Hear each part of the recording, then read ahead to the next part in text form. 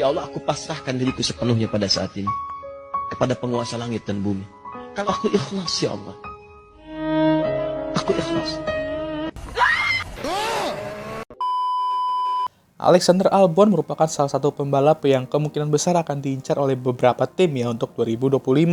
Karena nggak hanya emang beberapa tim seat yang masih kosong kayak hati lu untuk musim depan, tapi Albon sendiri memang merupakan pembalap yang hebat dan berkualitas. 2 musim bersama Williams tentu telah mendukung hal itu benar. Namun mungkin kalian ada beberapa yang lupa atau nggak tahu bahkan kalau dulu Albon itu sempat dicap sebagai salah satu pembalap terburuk di F1 2020. Di mana full musim pertama bersama Red Bull tidak berjalan sesuai dengan rencana, atau bisa dibilang ambiar total. Tapi apakah separah itu? Nah, hari ini gue mau jujur-jujuran soal Albon di 2020.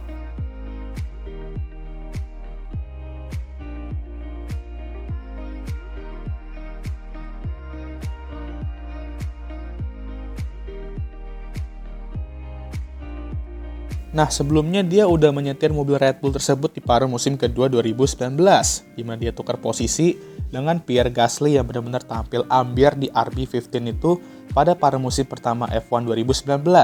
Setelah mendapatkan seat Red Bull itu, Albon sebenarnya tampil oke, dia mampu konsisten untuk finish di top 6 lah minimal. Dan jaraknya dengan Max cukup reasonable lah untuk seorang rookie yang tiba-tiba ditaruh di mobil papan atas dan sebelumnya bisa dibilang cukup terkutuk ya. Walaupun belum ada istilah kalau kursi kedua Red Bull itu terkutuk sih. Tapi di Brazilian Grand Prix bisa dibilang saat itu merupakan balapan terbaiknya.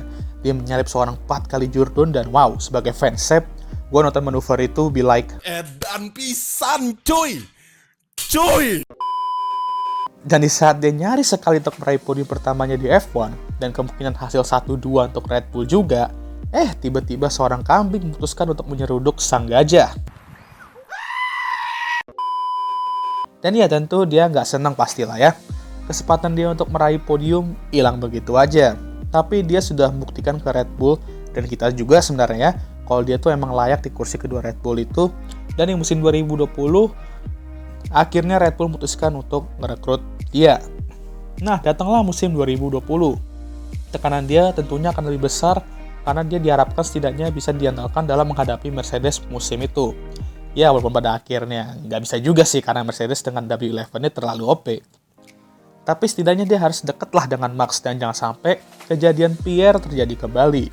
Di musim dimana COVID melanda, tentunya musim ini merupakan musim yang cukup aneh deh di F1. Tapi acara on track tetaplah sama, yaitu full gaspol balapan. Di balapan pertama, ketika Max DNF, Albon menjadi harapan satu-satunya dan dia diharapkan oleh tim untuk setidaknya bisa meraih podium atau mungkin kemenangan.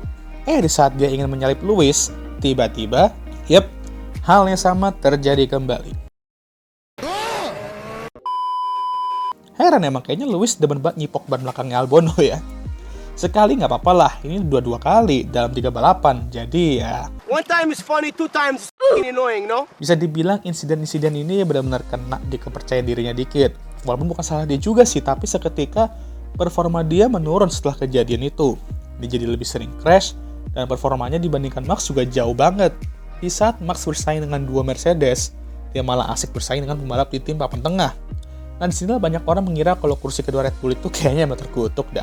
Dan gak menunggu situasi ketika Pierre Gasly, yang posisinya itu ketukar sama dia setelah musim 2019 ya, secara mengejutkan meraih kemenangan pertamanya di F1 dengan AlphaTauri di Monza.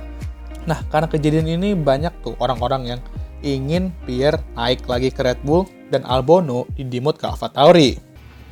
How the turntables. Tapi di balapan berikutnya, dia mampu membungkam hater sedikit dengan meraih podium di Mugello. Yang dimana balapannya itu chaos banget ya, sampai 3 kali start loh ya.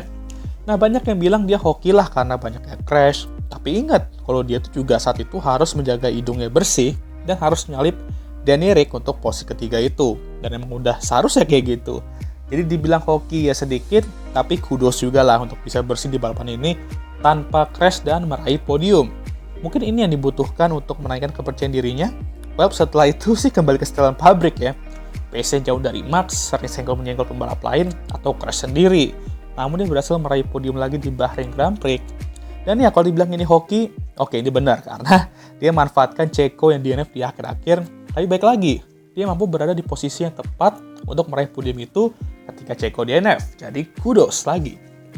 Namun di titik ini juga terdapat beberapa rumor mengenai Checo.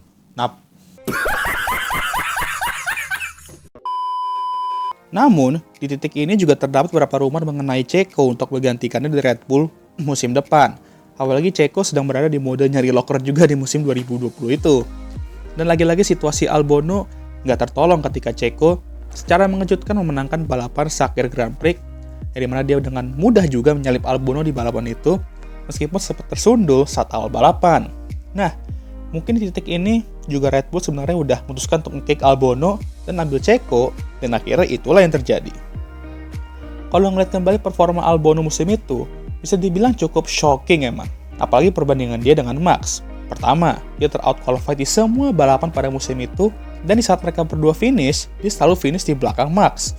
Dari statistik itu aja udah kacau. Dan dia bukan setidaknya deket lah dengan dia posisinya minimal, tapi malah asik di belakang dengan tim papan tengah. Jadi dia terkick sebenarnya wajar aja. Apalagi penggantinya lagi hot performanya ya. Tapi perlu diingat juga dia saat itu masih berada di musim keduanya dan mungkin dia perlu waktu aja. Dan sayangnya, kalender saat itu nggak terlalu bersahabat juga. Karena walaupun balapannya dikit, tapi berturut-turutnya itu banyak. Sehingga dia mungkin nggak bisa rileks sejenak untuk menemukan momentumnya. Kayak gimana cara menyesuaikan driving style-nya, bagaimana cara beradaptasi kembali dengan mobil kayak gitu, dan lain-lain lah. Apalagi dia juga sudah ngasih tahu kalau dia benar-benar kena mental saat itu. Jadi ya kalau udah kayak gitu susah untuk naikin performa. Akhirnya apa? Dia sabbatical di 2021, tapi masih dengan Red Bull sebagai reserve driver. Dan di 2022, dia comeback dengan Williams dan menunjukkan kalau dia tuh sangat amat layak berada di F1. Dan saat ini juga bisa dibilang udah siap kembali bersaing di atas. Jadi mungkin apa yang gue bilang tuh bener. Dia cuma butuh waktu lebih, dan kalau bisa waktunya cukup untuk mengembalikan momentumnya. Lalu ada juga yang nanya, gimana perbandingannya dengan Checo dan Pierre? Ya menurut gue, susah kalau mau bandingin mereka bertiga ya, karena situasinya udah jauh berbeda. Checo udah dikasih 4 musim sekarang, sementara Albon 1 musim. Pierre cuma setengah musim.